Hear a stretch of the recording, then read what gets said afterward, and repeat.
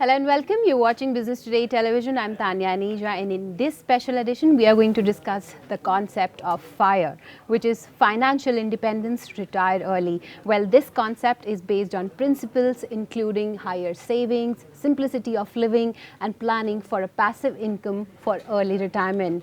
So, in order to retire early, you need to save a significant portion of your income. You need to adjust your savings and investment strategies as needed. So, let's do one thing. Let's discuss this FIRE strategy in detail. And to decode this strategy, let's welcome our guest on the show today.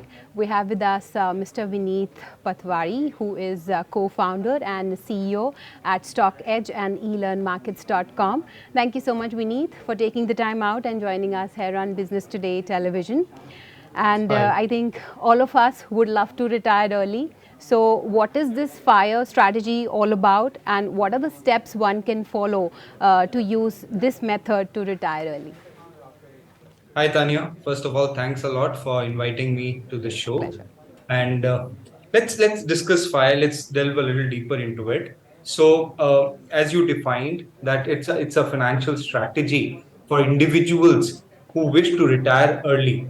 And what's happening is, especially in our country, 75% of the population is around 25 years of age, right? Which Right. includes these and the generation next.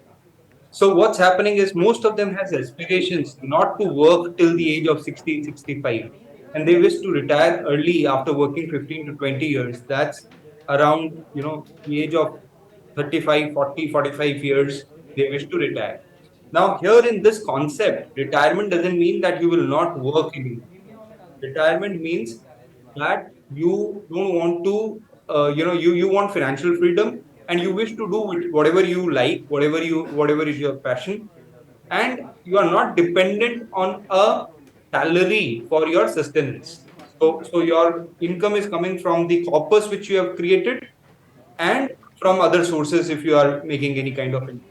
Now, this entire discussion is how to create this corpus that when you retire, this can sustain for 30, 40, 50 years post retirement period. Right? That's the whole discussion about. Yeah.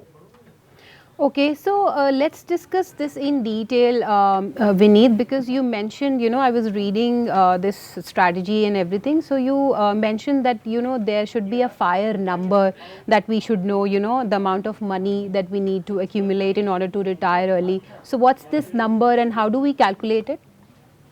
Okay. So, first of all, as you initially pointed out, there are 3 to 4, pointers which we need to keep in mind while following this strategy to retire early.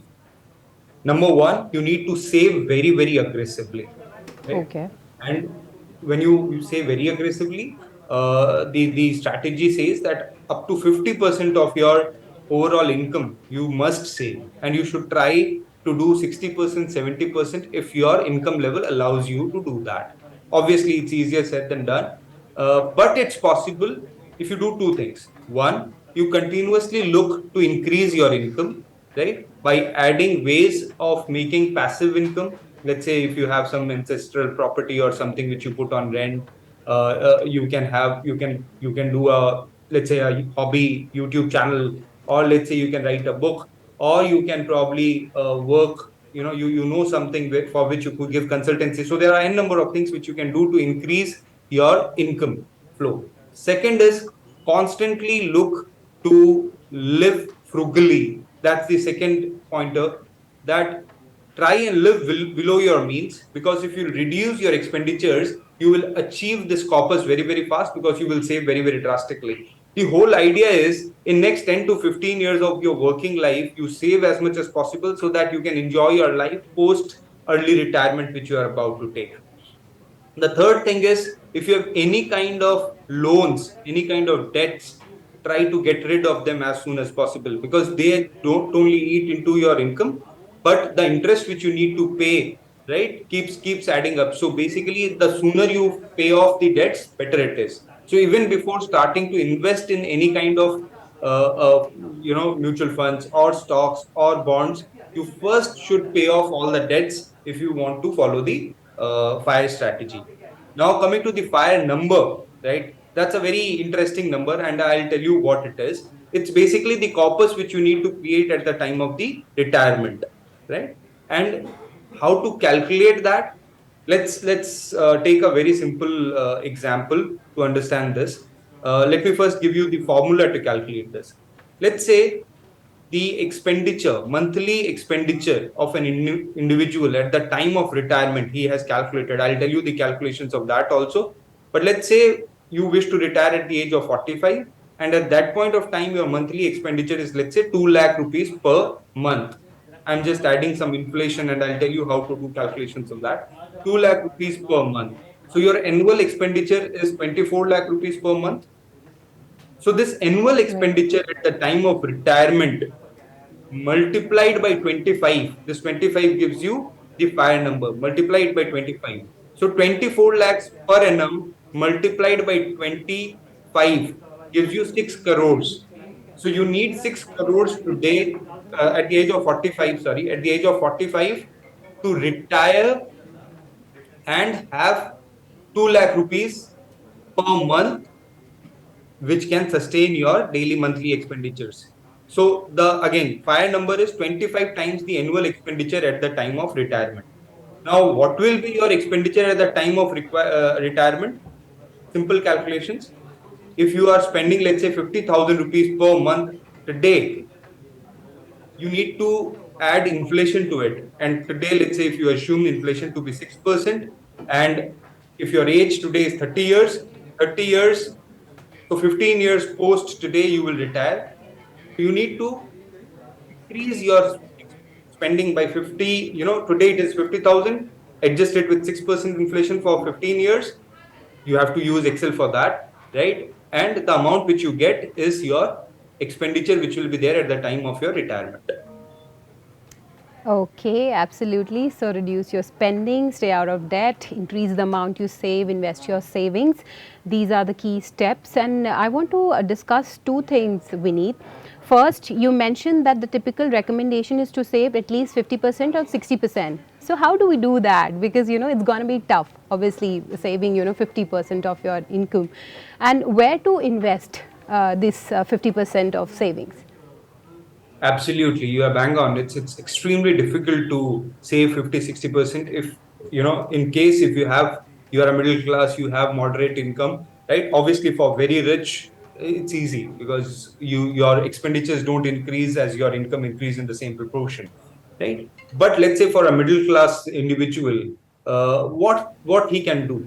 So see, one component of this whole strategy is to live frugally, right? We need to understand this. You cannot, if you want to follow this strategy, then you need to understand that you need to cut on expenditures at every stage. And some of the strategies which are suggested for this is you should maintain a budget, right? Budget of each and every expenditure you are doing. The mere observation of where you are spending your money at times gives you insights that there are certain expenditures which you can probably get rid of. So awareness about your expenditures can give you a good sense of what all expenditures you can cut, right? As I told you, if there is a loan, immediately try and stop that. Obviously, third thing is you need to cut down on your lifestyle expenditures. For example, a simple example, you are thinking of buying a car and you will pay EMIs on that. That means a loan where you need to pay interest also, plus maintenance of car, petrol, and there are various expenditures, road tax, insurance, and so on and so forth. Let's say you are not owning a car, but you are using public transport. This can be a big saving if you are a middle class person, right? So you make such lifestyle changes. Let's say if traveling is a big cost, you need to understand, how do I save on traveling? So probably rather than taking a cab, are you taking a metro? You need to make such smaller adjustment in your lifestyle to improve your saving rate, which is 50%, 60%, right? And the other thing is increase your income. And to increase your income, you can do various things. Again, easier said than done, but you should try and increase your income as much as possible and through multiple means, right? If you are just dependent on one mean of earning income, then it's very difficult. You need to have parallel streams of income. So you need to understand your skill sets from where you can get that extra income and try and do that. Yeah. And what is that FIRE investment strategy? Like 50% savings into different sort of investments. So typically, the time horizon of this investment is large. That's in Okay. the favor of investor. So let's say we are talking about retiring after 15 years. So I have 15 years to grow my money. And I personally believe in context, the best investment will be a low cost index fund. Okay. Okay. So, which means I am investing in markets. I'm taking the advantage of equity investment, which beats inflation by a good margin.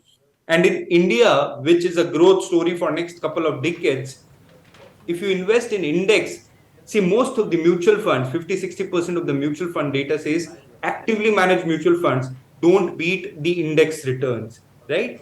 And if you invest in an index fund, what you get is an index return, which is in India, historically, empirically, we have seen has been 12 to 14%, which is good Okay. enough to grow your money, right? So one of the best investment is index funds. If you want to be extra cautious, you can probably park 60, 70, 75% of your money in index funds and the rest 20-25% in fixed income securities, which can be a normal bank if or a good corporate FD, or fixed income mutual funds. So any of these.